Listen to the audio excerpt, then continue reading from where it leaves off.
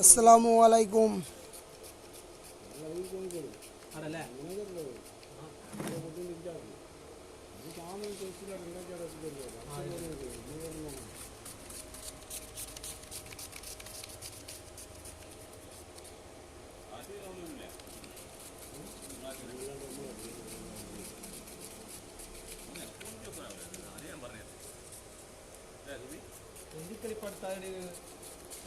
ഇതിൽ കുറെ ആൾക്കാർ നിങ്ങളെ ഭയങ്കര ആവശ്യം വരില്ല ഒന്ന് പറയണ്ട.